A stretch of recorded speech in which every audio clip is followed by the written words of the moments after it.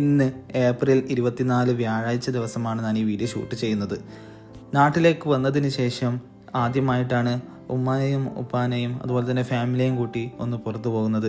കുറേ ദിവസമായി ഇങ്ങനെ വിചാരിക്കുന്നുണ്ടെങ്കിലും ചില സാഹചര്യങ്ങൾ കൊണ്ട് നമ്മൾക്ക് പോകാൻ സാധിച്ചില്ല. അങ്ങനെ ഫൈനലി ഇന്ന് പോകാമെന്ന് കരുതി. അപ്പോഴേക്കും നമ്മുടെ മൂത്ത ബ്രദറും കൂടി വന്നതുകൊണ്ട് തന്നെ എല്ലാവരും കൂടി ഒരുമിച്ച് പുറപ്പെട്ടു. ഉമ്മയും പെങ്ങളും അതുപോലെ തന്നെ ഞാനും എൻ്റെ 2 ജ്യേഷ്ഠന്മാരും അവരുടെ വൈഫും ഉള്ളത് കൊണ്ട് തന്നെ 2 കാറിലായിട്ടാണ് പോയത്. നമ്മൾ നേരെ പോകാൻ ഉദ്ദേശിച്ചത് പയ്യാമ്പലം ബീച്ചിലേക്കാണ്. നമ്മൾ വീട്ടിൽ നിന്നും പുറപ്പെട്ടപ്പോൾ ചായ കുടിച്ചിട്ടുണ്ടായിരുന്നില്ല. അസർ നമസ്കാരം കഴിഞ്ഞ ഉടനെ തന്നെ നമ്മൾ ഇറങ്ങിയിട്ടുണ്ടായിരുന്നു. അങ്ങനെ കൊല്ലാറത്തിക്കൽ പെട്രോൾ പമ്പിന് ഓപ്പോസിറ്റായി സ്ഥിതി ചെയ്യുന്ന കാർ വാഷിംഗ് സെൻറ്ററിൻ്റെ അടുക്കെയുള്ള ചായപ്പിടിയിൽ ചെന്ന് ചായക്ക് ഓർഡർ ചെയ്തു. എല്ലാവർക്കും വേണ്ടി ചായ ഓർഡർ ചെയ്തപ്പോൾ കുറച്ച് സമയമെടുത്തു. അപ്പോഴേക്കും നമ്മൾ അവിടെ നിന്ന് കടിയെടുത്ത് കഴിച്ചു. കുട്ടികൾ അവരുടേതായ ലോകത്ത് അവരങ്ങനെ കളിക്കുന്നുണ്ടായിരുന്നു. ഈ ഔട്ടിങ്ങിൽ ഞാനും ഉപ്പയും പിന്നെ അതുപോലെ തന്നെ നമ്മൾ 2 ബ്രദറും കൂടി ഉണ്ടായിരുന്നു.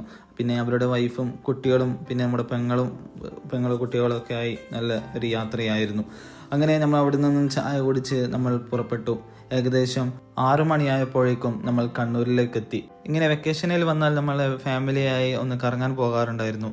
6 മണിയായപ്പോഴേക്കും നമ്മൾ കണ്ണൂർ പയ്യാമ്പലം ബീച്ചിലെത്തി.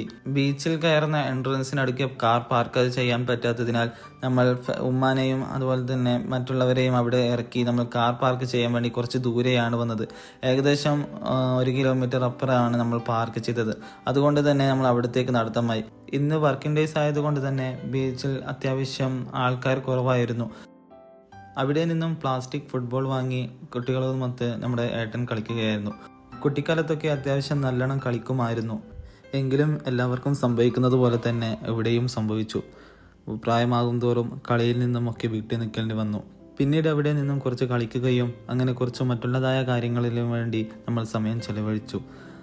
അപ്പോഴേക്കും ഏകദേശം 6:30 ആയിട്ടുണ്ടായിരുന്നു. വ്യാഴാഴ്ച ആയതുകൊണ്ട് തന്നെ ആൾക്കാർ കുറവായിരുന്നു. ഞായറാഴ്ച ഒക്കെ അത്യാവശ്യം നല്ല ആൾക്കാരുണ്ടാവും. അങ്ങനെ സമയം അങ്ങനെ കടന്നുപോയി. കുട്ടികളൊക്കെ നല്ല ഹാപ്പി ആയിരുന്നു.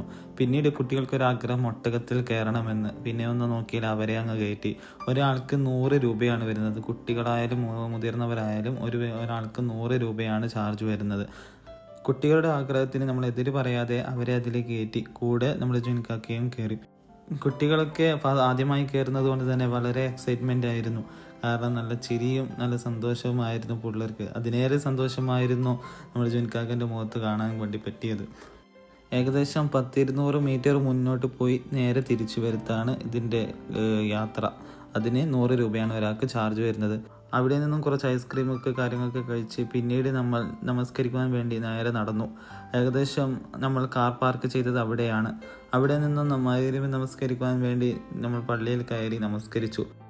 പിന്നീട് തിരിച്ചു പോകുമ്പോഴാണ് കാണുന്നത് കുട്ടികൾക്ക് വേണ്ടിയിട്ടുള്ള കിഡ്സ് ബേ എന്ന് പറഞ്ഞിട്ടുള്ള പ്ലേ സ്റ്റേഷൻ കാണുന്നത്. അങ്ങനെ അവിടെ നിന്നും കുട്ടികളുടെ നിർബന്ധപ്രകാരം അവിടെ കയറി. ഒരാൾക്ക് 50 രൂപയാണ് വരുന്നത്. അത് കുട്ടികളായാലും മുതിർന്നവരായാലും 50 രൂപയാണ്. അതിനെ ഇങ്ങനത്തെ ഇതിലൊക്കെ കയറാൻ വേണ്ടി എക്സ്ട്രാ ചാർജും കൂടി കൊടുക്കണം. കുട്ടികൾ അവിടെ നിന്നും കളിക്കുന്ന സമയത്ത് നമ്മൾ അടുത്തുള്ള ചായക്കടയിൽ കയറി നമ്മൾ ചായ ഓർഡർ ചെയ്തു.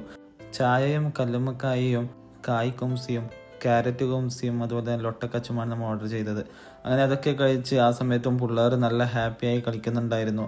അതിൻ്റെ അകത്ത് ജുൻകാക്കയാണ് കയറിയത്. ജുൻകാക്ക ഏകദേശം 2 മണിക്കൂറോളം അവിടെ തന്നെ ഉണ്ടായിരുന്നു കുട്ടികളുടെ കൂടെ.